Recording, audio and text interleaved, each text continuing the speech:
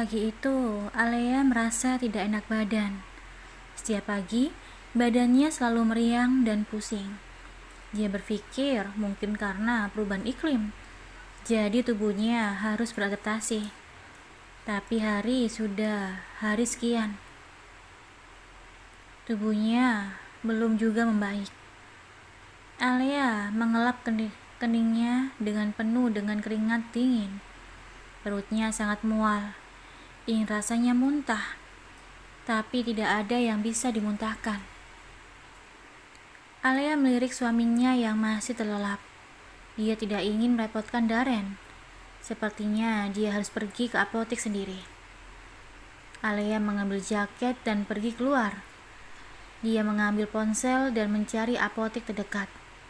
Ternyata beberapa blok dari tempat tinggalnya terdapat apotek. Alea memilih untuk berjalan kaki. Dia menyusuri jalan sembari melihat pemandangan sekitar. 3 bulan di Prancis membuatnya sangat bahagia. Alea yakin yang membuatnya bahagia bukan karena pemandangan indah yang ditawarkan oleh negara itu, tapi kehadiran seseorang di sampingnya. Setiap mengingat Darren, selalu membuatnya tersenyum. Dia tidak tahu sejak kapan hatinya berubah. Namun sekarang, dia sangat menyayangi suaminya. Ingin selalu di dekatnya. Alea tidak tahu apakah dirinya sudah mencintai Darren. Tapi yang jelas, dia tidak bisa jauh dari Darren. Berpisah sebentar seperti ini saja sudah membuatnya rindu. Dasar bodoh, kamu seperti remaja gila yang dimabuk cinta. Alea memaki dirinya sendiri, tapi lagi-lagi senyum merekah dari bibirnya. Tak terasa ia sudah sampai di apotek yang dituju. Alea bertanya pada apoteker obat yang cocok untuk keluhan yang dialaminya.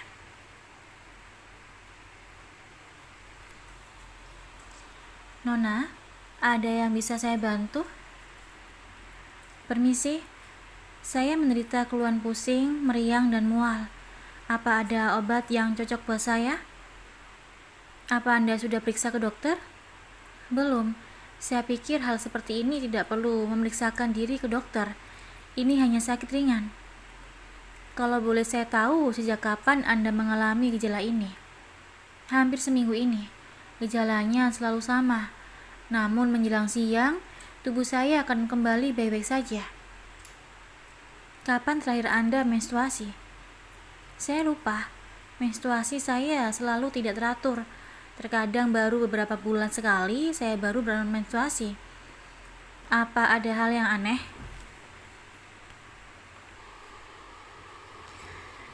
"Saya hanya seorang apoteker, Nona. Tidak bisa menebak dan mendiagnosis sakit Anda. Saya hanya menduga, mungkin Anda mengalami gejala-gejala itu karena sedang hamil." "Itu tidak mungkin. Dokter sudah memvonis saya menderita POI. Tidak mungkin saya hamil." "Nona, penderita POI masih ada kemungkinan memiliki keturunan, meskipun sangat kecil.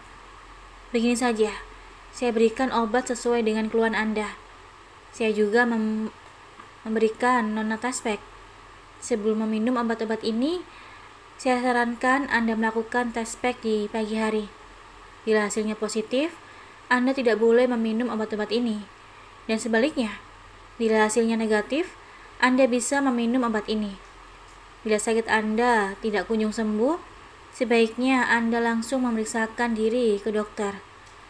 Apoteker wanita itu menyerahkan beberapa obat dan juga beberapa tespek pada Alea. Meskipun sangat yakin bahwa sakitnya ini tidak berhubungan dengan kehamilan, namun Alea tidak menolak tespek itu. Dia membayar sejumlah uang dan pergi dari apotek. Ucapan apoteker itu terngiang-ngiang di kepala Alea, membuatnya berharap. Tapi dia tidak ingin berharap, karena harapan itu sudah dibuangnya jauh-jauh sebelum dokter memvonisnya POI. Harapan itu masih ada, tapi sekarang harapan itu telah sirna. Alia ingin mengabaikan ucapan apoteker dan menganggapnya tidak pernah ada. Tapi hati kecilnya masih saja penasaran. Alia memutuskan untuk melakukan tes pack keesokan harinya. Alia menatap 6 tes pack dengan tangan gemetar. Ini tidak mungkin. Ini sangat tidak mungkin. Bagaimana mungkin hasil dari keenamnya tes pack ini positif? Pasti kesalahan ada pada tes pack. Iya, pasti seperti itu. Alia segera berganti baju. Dia kembali ke apotek itu dan membeli tes pack dengan merek berbeda. Kemudian dia melakukan tes pack lagi di kamar mandi apoteker. Hasilnya masih sama saja. Ini benar-benar gila. Tubuh Alia gemetar. Dia bingung harus melakukan apa. Akhirnya Alia menunjukkan semua hasil tes pack pada apoteker yang memberinya ucapan selamat dengan tulus. Namun Alia tidak mau menerima ucapan itu karena dia masih belum yakin. Apoteker wanita itu menyarankan Alia untuk memeriksakan diri ke dokter kandungan. Dia memberikan referensi dokter kandungan yang bagus. Tanpa sepengetahuan Darren, Alia pergi ke rumah sakit terdekat. Dia mendaftarkan diri di bagian OBGYN. Setelah beberapa puluh menit menunggu, akhirnya tiba gilirannya. Dokter menanyakan dengan ramah mengenai gejala yang dialaminya. Alia menceritakan semuanya, dari vonis OEI yang disandangnya, gejala yang muncul di pagi hari, hingga hasil tes pack yang positif. Benar kata apoteker tersebut, penderita POI masih bisa hamil, meskipun kemungkinannya hanya 5%. Bila keajaiban dari Tuhan ada, bukan tidak mungkin kasus Nyonya menjadi salah satu dari 5% tersebut. Tapi sebaiknya saya periksa langsung rahim Anda, agar tidak salah menduganya. Dokter menyuruh Alia untuk berbaring di ranjang pasien. Kemudian dia mengoles gel di perut Alia dan menggerakkan robe di tasnya.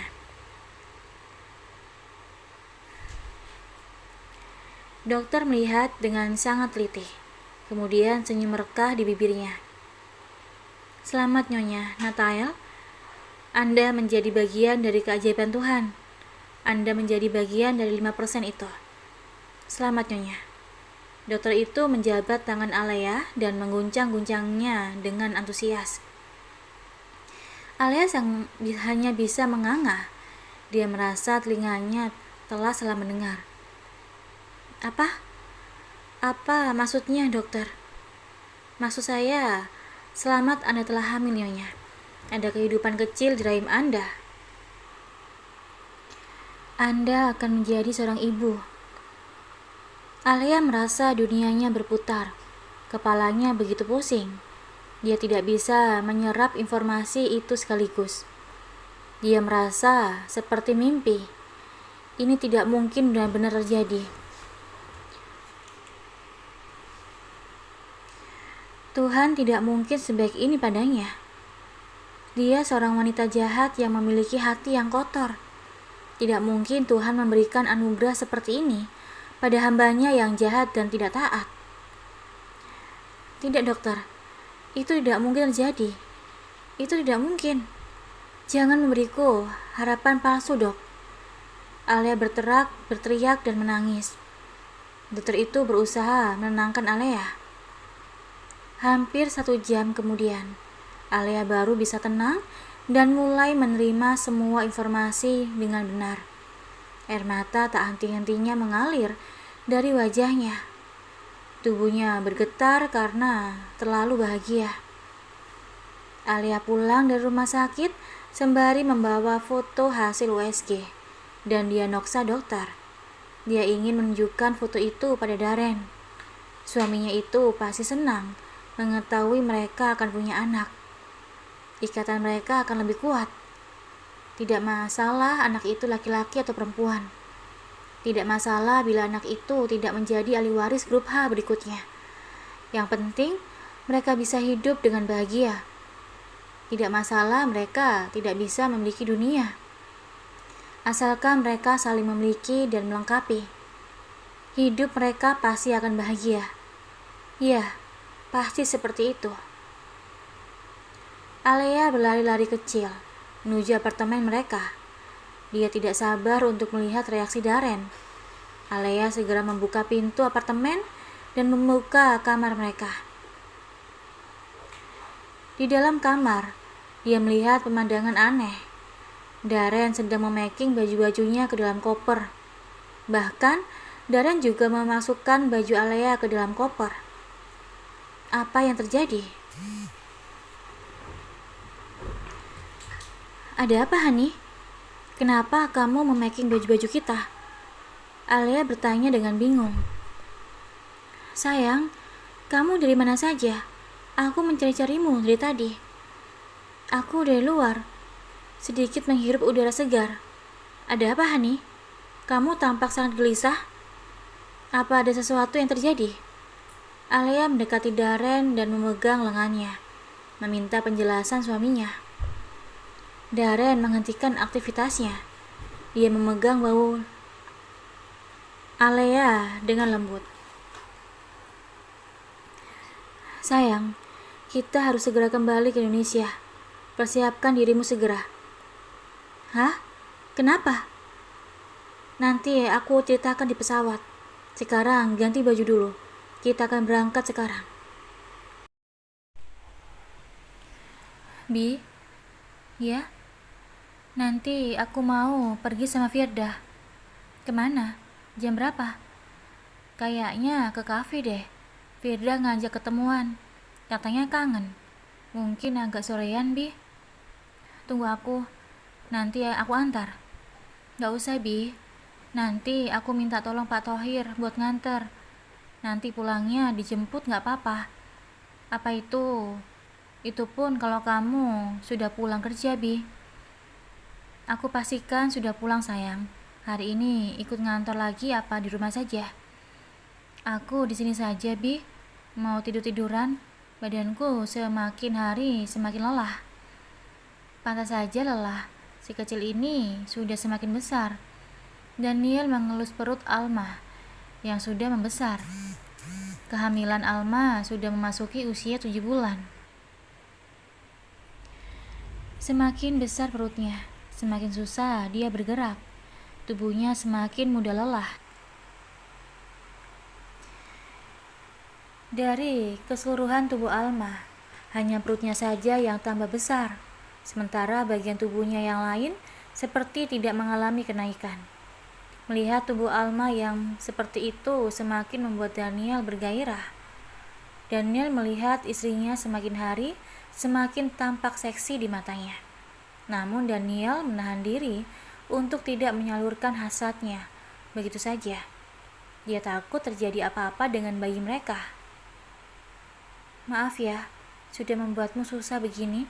Daniel tampak bersalah. Apa sih, Bi? Jangan lebay deh. Semua wanita hamil juga pasti seperti ini. Tapi kalau kamu tidak hamil, kamu tidak akan mengalami semua ini, sayang. Gara-gara aku, kamu jadi seperti ini. Emang gara-gara kamu, Bi? Gak mungkin kan aku hamil gara-gara tetangga sebelah? Sayang, kamu tahu maksudku. Daniel memeluk Alma dengan wajah ditekuk. Sekarang Daniel tidak bisa memeluk Alma seketat yang dia mau. Perut Alma yang membesar selalu menghalanginya. Hal itu mengingatkan Daniel betapa rapuhnya kondisi istrinya saat ini. Aku panggil Bi Ida lagi ya. Jadi waktu kamu di rumah ada yang nemenin. Iya deh, terserah kamu saja, Bi. Cium aku dulu. Alma mengikuti permintaan suaminya. Dia mengecup bibir Daniel dengan lembut. Daniel membalas tak kalah lembutnya. Kali ini kecupannya sangat hangat, tidak mengandung nafsu. Apa hari ini aku sudah mengatakannya? Apa? Aku sangat mencintaimu. Sangat, sangat, sangat cinta. Hingga dadaku sakit. Daniel mengambil tangan Alma dan meletakkan di dadanya. Matanya tampak berkaca-kaca. Aku tahu kamu semakin lebay, Bi. Tapi akhir-akhir ini kelebihanmu semakin bertambah. Sayang, itu tidak lebay. Aku mengatakan yang sejujurnya. Ya, ya, ya. Sudah berangkat sana? Cium dulu. Kan tadi sudah. Lagi. Peluk aku juga. Ya ampun, dasar bayi besar. Berapa sih umurmu, Bi? Manja banget. Alma mengomel, namun dia tetap melakukan apa yang Daniel pinta. Jaga diri baik-baik ya. Daniel mengecup kening Alma, kemudian berpindah pada perut Alma. Measured. Dan Daddy berangkat dulu ya. Baik-baik ya sama Mami. Cup, cup, cup. Daniel menciumi dan mengecupi perut Alma dengan sayang. Kemudian dia berdiri dan kembali memeluk Alma. Sayang, bila terjadi sesuatu padaku, segera telepon nih Tito. Minta Tito untuk mempertemukanmu dengan pengacara Adam. Ingat kata-kataku. Apa sih, Bi? Ngomongnya aneh banget. Cepat berangkat ya, Bi. Keburu siang nih. Iya, aku berangkat. Ingat kata-kataku, sayang. Iya. Dengan berat hati, Daniel meninggalkan Alma dan pergi ke kantor. Sore itu, Firda mengajak Alma bertemu di kafe yang sangat populer di kalangan anak muda. Firda tampak tercengang melihat perubahan tubuh Alma yang semakin membesar. Bumil, 3 bulan tidak bertemu, kenapa tambah cantik saja sih? Pasti karena tiap malam dapat suntikan vitamin dari bang-bang bule terus ya.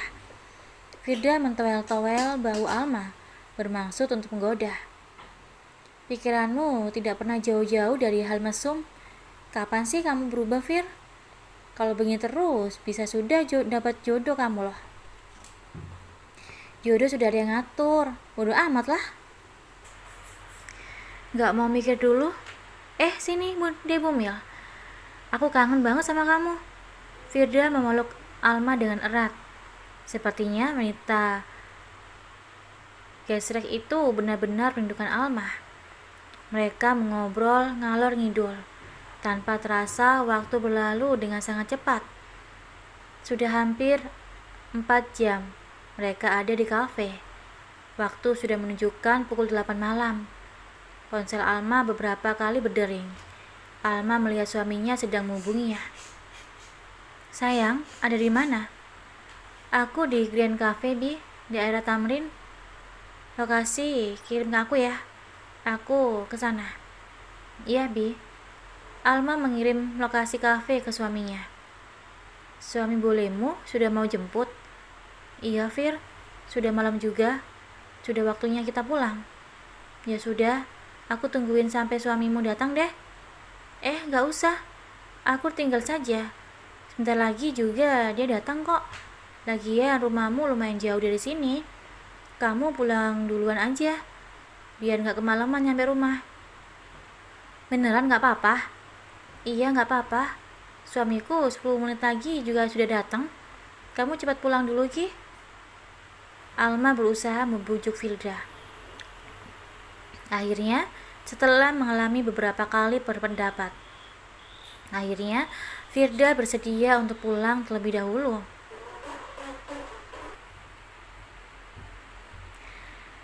Sepeninggalannya Firda, Alma keluar dari kafe. Dia memutuskan untuk menunggu suaminya di luar kafe. Posisi kafe terletak di pinggir jalan besar. Parkiran kafe sangat penuh. Alma khawatir Daniel akan kesulitan untuk mencari tempat parkir bila harus menjemputnya tepat di depan kafe. Alma menelepon Daniel untuk memberitahu posisinya. Bi, aku ada di depan kafe. Kamu gak perlu putar balik dan cari tempat parkir. Nanti parkir di seberang jalan aja ya. Nanti aku yang nyebrang. Kamu tunggu di situ saja sayang. Tetap diam di tempat. Jangan kemana-mana, oke? Iya, Bi. Seperti perintah Daniel, Alma tetap berdiri di depan kafe tanpa berpindah sedikit pun. Matanya tak henti-hentinya melihat mobil yang lalu lalang, berusaha mencari-cari mobil suaminya. 10 menit kemudian, Alma melihat Lexus putih keluaran terbaru tampak berhenti dan berparkir di pinggir jalan. Daniel keluar dari mobil tersebut. Alma melambai-lambaikan tangannya, berusaha membuat Daniel menyadari keberadaannya. Daniel tampak tersenyum melihat keberadaan istrinya. Dia membuat kode dengan tangan, menyuruh Alma tetap berdiam di tempat, sementara dia yang akan menyeberangi jalan. Alma patuh. Dia tetap berdiri di tempat, menunggu Daniel datang menjemputnya. Jarak mereka terpisah hampir 50 meter. Daniel pergi ke arah zebra cross, menunggu lampu hijau lintas berwarna hijau sebelum menyeberang. Daniel melihat ke kiri dan ke kanan. Setelah merasa aman dan tidak ada kendaraan nekat yang menerobos lampu merah, ia mulai menyeberang, menyongsong istri tercintanya. Alma tampak bersemangat. Berkali-kali dia melambaikan tangan dengan semangat. Alma melihat ada orang lain yang ikut menyeberang bersama suaminya. Awalnya Alma tidak curiga, namun lama-kelamaan dia mulai curiga melihat gerak-gerik mencurigakan orang tersebut. Orang itu menggunakan baju serba hitam, topi hitam dan juga penutup wajah berwarna hitam. Pelan namun pasti, orang itu mulai mendekati Daniel. "Bi, Habi!" Alma melambaikan tangannya, memberikan kode pada Daniel bahwa ada orang mencurigakan di belakangnya. Namun Daniel salah mengartikan kode tersebut. Dia pikir Alma sedang melambai-lambaikan tangannya. Daniel balas melambaikan tangan. Tiba-tiba dalam sekejap mata, orang itu memepet Daniel dan mengeluarkan benda aneh dari tubuhnya. Kemudian dia menusuk perut Daniel berkali-kali. "Habi!" Alma berteriak sekuat tenaga. Alma berlari ke arah Daniel yang masih tampak bingung. Orang itu tetap menusuk perut Daniel berkali-kali. Daniel menatap orang itu dengan tatapan bingung. Matanya tampak linglung, berusaha mencerna apa yang sedang terjadi. Kemudian, wajah Daniel mulai merasakan kesakitan. Daniel merasa melihat perutnya dan merabanya. Dia melihat tangannya yang bersimbah darah segar. Tusukan terakhir yang fatal. Kemudian orang itu berlari ke pinggir jalan, menuju seorang pria yang bermotor, yang sudah tampak siap membawanya kabur dari pelarian. Daniel jatuh tersungkur ke jalanan aspal. Alma berusaha berlari sekuat tenaga. Air mata tampak bercurayan di wajah cantiknya. "Habi, Habi, Habi!" Hanya kata-kata itu yang keluar dari mulut Alma. Alma tiba di samping Daniel tepat ketika Daniel jatuh tergeletak di jalan. Tubuh Daniel bersimbah darah. Jalanan aspal tampak memerah, memenuhi darah segar Daniel. Alma tampak sangat syok. Kata-kata tak bisa keluar dari mulutnya. Hanya long-longan dan teriakan putus asa yang keluar dari tenggorokannya. Mata Alma tampak bernyawa. Seluruh tubuhnya tampak mati. Dia merasa tubuhnya sudah ikut-ikutan tak bernyawa. Alma memeluk tubuh Daniel dengan erat. Tubuhnya bergetar karena campuran berbagai emosi. Longlongan tak berhenti-hentinya keluar dari mulutnya. Alma berteriak putus asa. Kata-kata minta tolong tidak dapat keluar dari mulutnya. Yang bisa dilakukannya hanya memeluk tubuh suaminya dengan erat. Darah Daniel tampak memenuhi tubuhnya. Alma berteriak-teriak seperti orang gila. Namun tidak ada orang pun yang mendekat pada mereka. Hingga akhirnya Alma merasa dunianya runtuh. Seluruh dunia tampak menggelap. Dia sudah kehilangan kekasihnya. kehilangan separuh hidupnya. Maka tidak ada gunanya lagi dia hidup di dunia ini. Dunia di sekitar Alma mulai menggelap. Pelan-pelan Alma jatuh tersungkur. Alma kehilangan kesadaran diri. Dia jatuh pingsan sembari memeluk tubuh suaminya dengan erat. Mereka berpelukan dalam kubangan merah yang menggelam.